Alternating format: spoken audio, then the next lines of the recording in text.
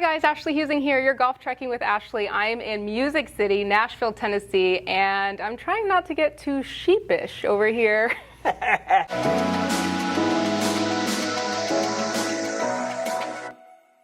Welcome to Golf Trekking, the essential podcast for the passionate golfer. I'm Ashley Husing, and I'll be your host as we explore the most innovative programs, facilities, and professionals shaping the future of golf. I'll say this, we've had a lot of sheep puns. I've not heard that one before. Okay, in 10 years of having sheep here, that's one of one. Yes, I actually do feel a little sheepish right now. I'm a little red. But guys, we're joined here, head professional at Hermitage Golf Course, and you might know him as... GolfShopThisIsChris. Yes, I got him to say it. So we're going to talk all things women's programs and what they're doing here to grow the game and inspire new players. But first, let's get to know Chris a little bit. So if you could tell me a little bit about how you became a golf professional and how you found yourself here. So I picked golf up at 19. I played every other sport growing up. Around the area when I was growing up, golf really wasn't the kind of cool thing to do. Now I think that's kind of flipped where I see more juniors playing the game. And I was coaching at a private high school around here, and they all played. My dad and brother played, and I couldn't hit the ball. And everybody I knew made fun of me, and I was like, well, that's not going to work out.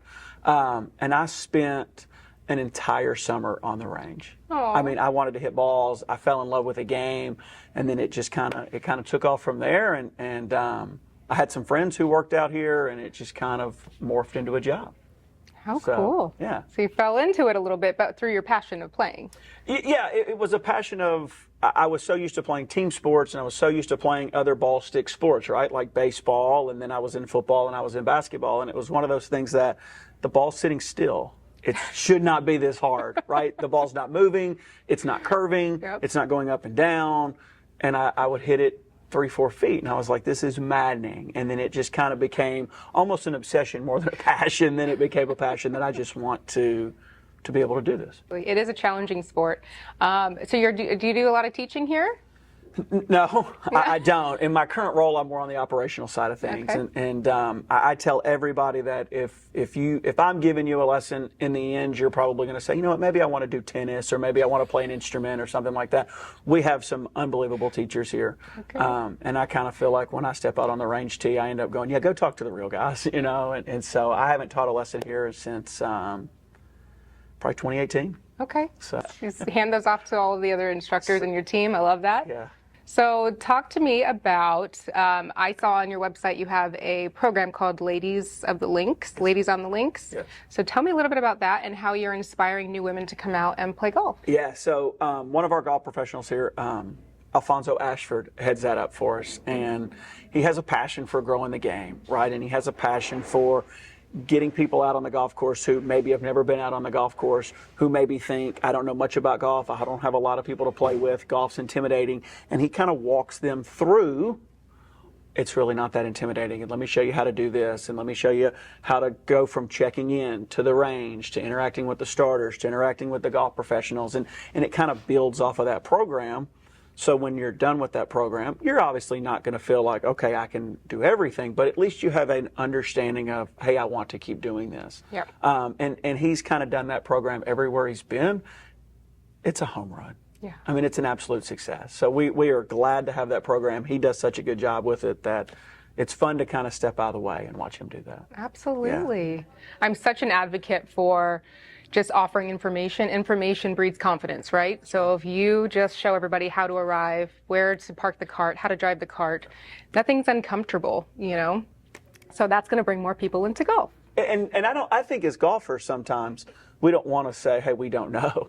You know, and that's okay to say, hey, I don't know, or it's brand new, and we want to see it through the lens of somebody who's a beginner, right? And that's what that program does. It sees it through the lens of somebody who, I've never gone to a range, I've never parked in a parking lot of a golf course, I have no idea where to go, and there's these obstacles, if you will, that you have to navigate that golf professionals and avid golfers, we don't remember what that was like. Yeah.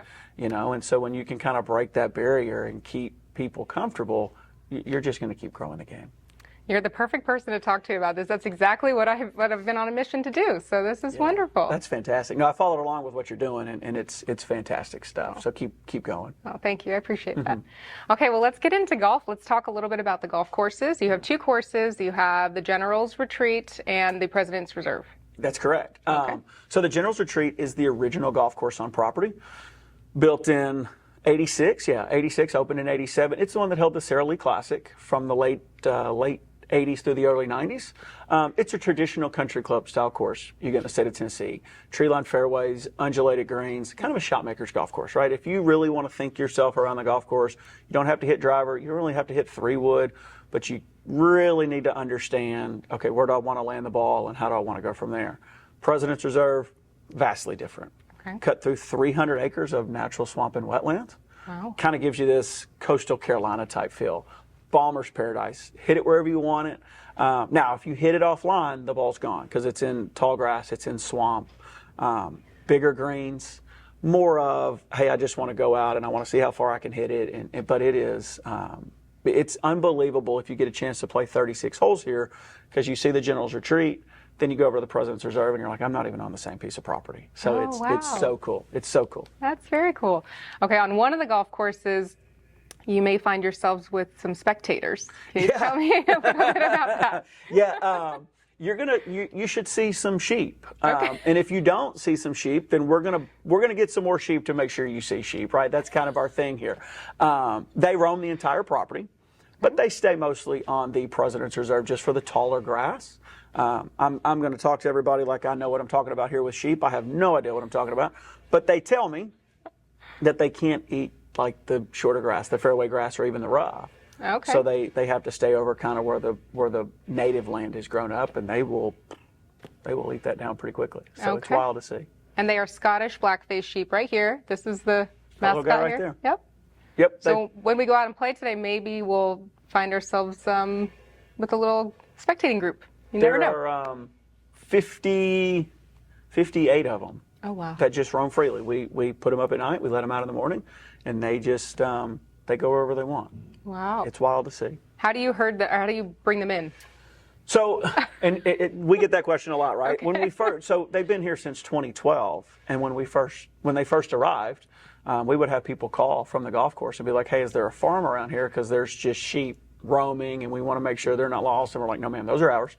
And so we just put them up at night, right? And so the outside staff will go put them up, and they'll lock the pen, and then we unlock the pen in the morning. But the wild part, Ashley, is they know the golf course so well that if you were here at 6:30 at night, you would see all the sheep standing by their pen. Oh, wow. And it's almost like it's hey, it's time to go home. Yeah, you know. it's bedtime. And I joke around and I say I think they know the golf course better than some of the employees, and they know the shortcuts and how to get to and from. And so it's actually, even being here 10 years with them, it's still, when you see them come across the fairway, like, oh, we got sheep. You know, like. You never get used to it here in Nashville. Okay, I do love that. You never get used to it. And this is on, so President's Reserve is a top 10 in Golf Digest to play in Tennessee. So you have to come out and see it. Yes. And how it's kept in the shape that it is year-round with the amount of play we get. I mean, the maintenance guys and Bobby Schultz, the superintendent, they're first class at what they do to keep the golf courses looking like they do with the amount of play coming through. That's great. Yes, ma'am. Well, they're doing a great job. It was very beautiful driving in. I can't wait to get out on the golf course and check it out. We'll share some footage of that with you as well. Okay, so talk about inspiring new players into the game. Let's talk about junior golf. And I did see something really fun that you guys are doing for families, I would assume, is a movie night here on the golf course. Yes. So we started a junior golf program here 10 years ago. Actually, as a matter of fact, this is the 10-year anniversary. I started that here in 2014 as an assistant. The PGA Junior League was starting to take off, and it started to become big in the section, and then so we started to grow it. And as most things here do, when I got out of the way, it got so much better. And we had a female professional here named Janelle Jocelyn who took that program over and grew it to new heights. And then Cole Murley handles the program for us now. It's a top 25 program in the country. They have about 120 kids over 2 different sections. It's grown so big. And then it coincides with a family golf night / movie night. And it's really cool. We put out an inflatable screen on the range, and it looks like the old-fashioned drive-ins. Like you park your golf cars out there. We've even had it to where we kind of rope it off, and it looks like if you've ever been to a drive-in movie theater, which I don't even know if those are out anymore. I know there's one here in outside of town, but that's what it looks like. And we do exactly the type of food you would get there: hot dogs, candy, popcorn, chips, and it's honestly for the staff. Actually, it's one of the best nights we have here. Wow, that sounds like so much fun. Yeah, it's so much fun. It's so much fun. The families love it. The staff loves it. It's a home run. Okay, so you can come do a movie night. You can do a ladies on the links. You can come view the sheep. You can play some golf. What else are you guys doing here? You know, we have cottages on site. But our thought process is we want to be almost like a one-stop shop, right? We want you to be able to show up on property, and we want to take care of everything, right? So with the cottages, there's 8 of them. We are looking at building more. It sleeps 4. It has 2 bedrooms with 2 queen beds in each bedroom and a spacious living area. Oh. And we want to take care of everything, right? People ask, can we cook? Can we do that? Well, that's not what we think you're here for. You're here to enjoy yourself. You're here to entertain friends. You're here to play golf. We're here to take care of everything else for you, right? The cooking and 36 holes and everything like that. And so on top of that, we do about 50 weddings a year through food and beverage. Wow. We do numerous parties. So we are a business that specializes in golf. We understand that. But at the end of the day, we're in the customer service. We're in the entertainment business. And we just want people to have a great time when they show up. So that's kind of our plug for what our story is here at Hermitage Golf Course. Wow, you're covering all the bases. We're trying our best. Wow. We're okay. trying our best. Well, speaking of entertainment, we have to go into the social media. Yeah. I feel like you probably get that a lot, right? So the social media here, if you don't follow Hermitage Golf, you have to. It is easily your daily entertainment. It makes me laugh every time. Thank you. And I feel like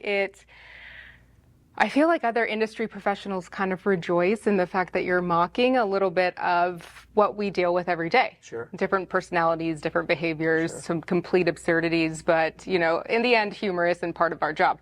But there is a satirical, comedic mockery. Sure. I'm pretty sure all 3 of those words mean the same exact thing, but I'm using them all together because that's what it is. No, I love it. It's so funny you say the PGA golf professional, right? I've been a member of the PGA since 2019.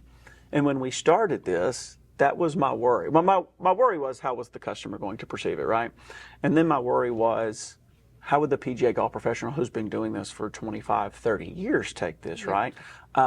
It wasn't my idea. It was ownership. The gentleman who runs our socials is a guy named Sam Herb. He does an incredible job with it. And I was like, guys, we're making fun of people. Yeah. And we're making fun of people a lot. And I said, I just don't want this to be harder on the staff and on the golf course. But the way it's been perceived by the golf professional actually has been, in my opinion, it's been the coolest thing, right? To get the emails, to get the phone calls of what you talked about, to say, I know exactly the member you're talking about. And people have written me stories and said, hey, look, this happened at my course. That's been the coolest thing. Oh, yeah. That's been the coolest thing. Okay. So for those of you who don't work in the industry, we need a little background on Roger. So who is Roger? I think Roger is the guy who, it's like, you really don't know how to do that. You know, it'd be like, hey, we got to split an atom, and Roger would be like, I can take care of that. It's like, no, you don't know anything about that. Roger's that guy that probably always one-ups you, right? Roger's that guy that always has a better story. Roger's the guy who shoots 70 when he plays on his own ball and shoots 135 when he plays with other people, right? Roger's the guy who says he hits it 280, he only hits it 230, and his back's always sore. He's that guy. You know, and so I think there's probably in every industry, in every walk of life, people ask, is it a real guy here?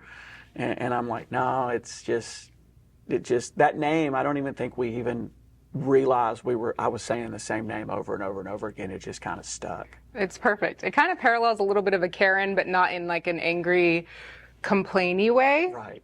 In more of a humorous way. Yeah. So there are Rogers everywhere. Everyone's encountered them. 100%.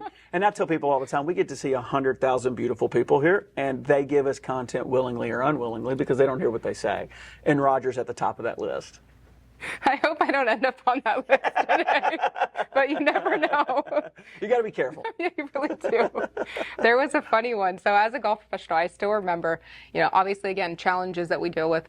But the one that I just recently saw was the, Golf Shop, this is Chris. Oh, hey, Roger. Oh, when is demo day? Yeah. Oh, don't worry about it because you're going to come test all the clubs and not buy anything anyway. I mean, it's so on point and it's so accurate with that type of player, that person, and they're everywhere. So if you guys have not been checking it out, you have to, or Hermitage Golf.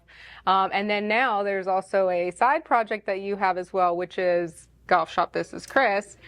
Tell me a little bit about that. Yes, so I still coach as if I don't have enough going on. During the fall, I coach high school football, and it's always been a passion of mine, and I enjoy doing that. Well, I thought, I can probably do some of this stuff kind of on my own, and doing some coaching videos, and then it kind of morphed into being married and stuff you deal with being married and stuff you deal with having kids, and kind of seeing it from that side of it, and I just like to try to make people laugh. Right, I just like to try to entertain, and our thought process, and my thought process is we're not dealing with serious issues right here, right? If we could laugh at ourselves and laugh at one another, we'd all be better off, right? And so I do that on a whim.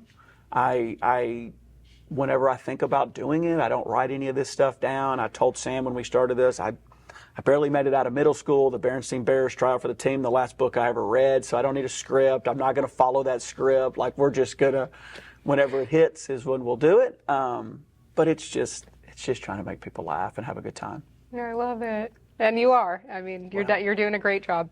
I don't know about that. On both accounts. And honestly, I was here setting up for about 10 minutes, and just the commentary and the jokes and the banter between the staff, everyone here, you can see that there is a level of humor and sense of humor and fun here at Hermitage Golf.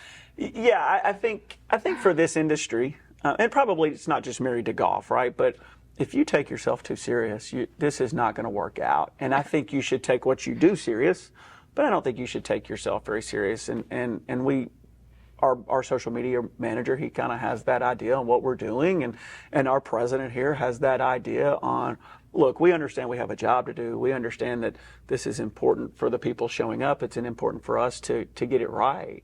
But at the end of the day, it's golf.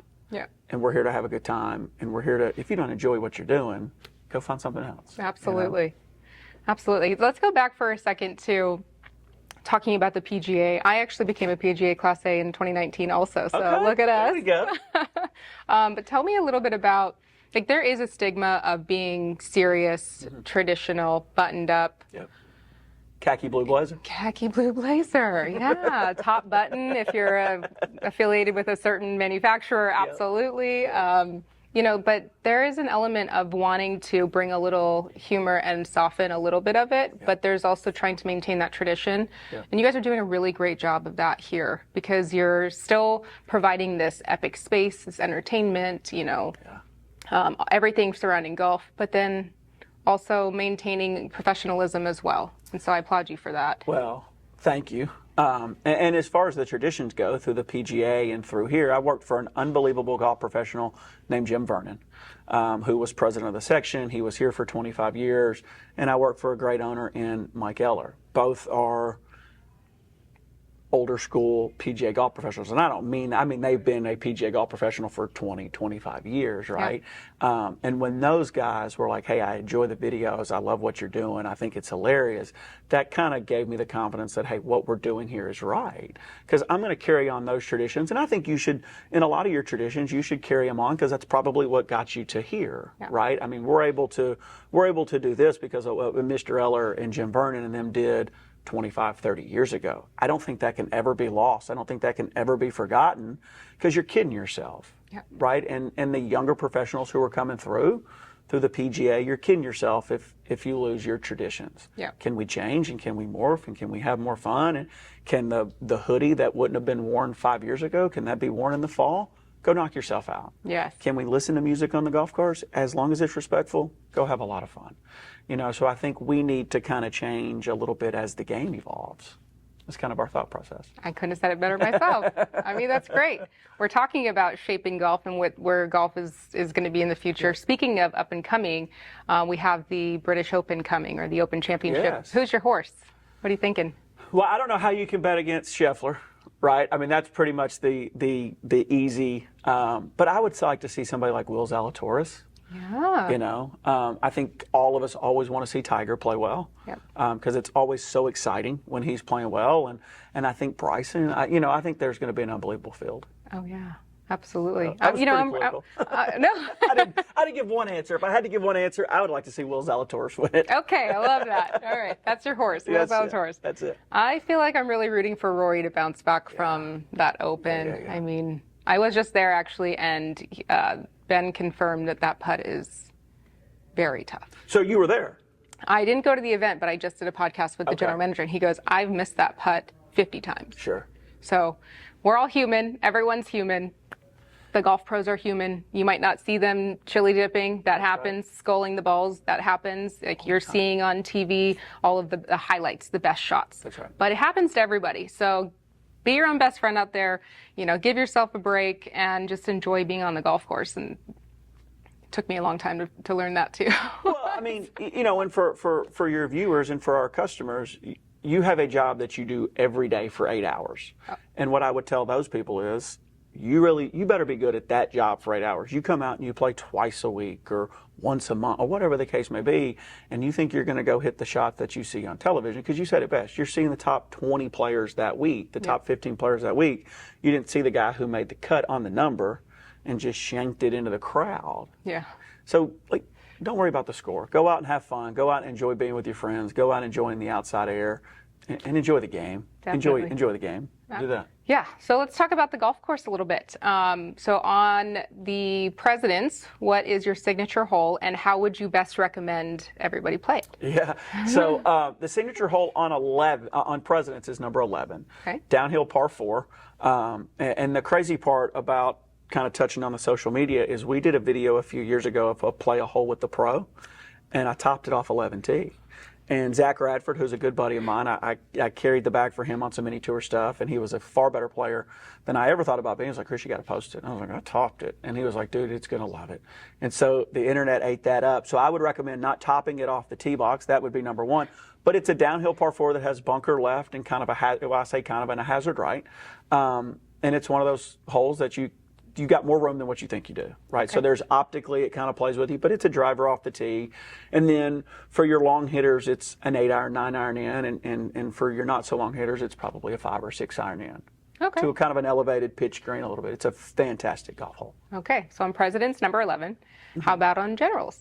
Generals is the finishing hole, number 18. Oh. And I think it's one of those holes that it sets you up to want to come back. Right, it's a really good hole for your longer hitters that you have a chance to drive the green if it's a little downwind. If not, you're probably going to have a wedge in, and for the not so long hitters, you're probably still going to have a 9-iron pitching wedge in.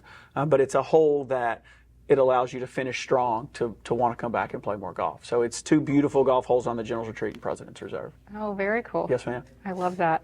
I love how you go through the whole round too, and you always think about the one shot. It's like the one shot, you're like, nailed it. I'm so excited. Now I can't wait to get back to the range. So how cool that that's the finishing hole. So that's... Yeah, see, that's where you were probably a little bit better player than I. You said you couldn't wait to get back to the range. I was looking to go to the bar. And it's probably why my mini tour career didn't last as long as I would have liked it to. But yeah, the range is good. The range is a fantastic spot to go after. I mean, range, 19th hole, I don't know. No, it's but that's what we're wanting, right? I mean, yeah. We want, when you finish, we had this idea a few years ago of extending the stay with players, right? And I think from a golf professional standpoint, we get so used to time, right? And so our thought process here is when you check in, you're on our time. When you get to the number 1 tee, we're on your time. Oh. And then when you come off the golf course, we want you to fall back under our time with going to the bar or going to the pro shop and buy merchandise. And so we want to kind of try to extend people's stay as best we can here while they're on property. A full-blown experience here at Hermitage Golf. I mean, really it is. It sounds like it. That's very cool. Yes, ma'am.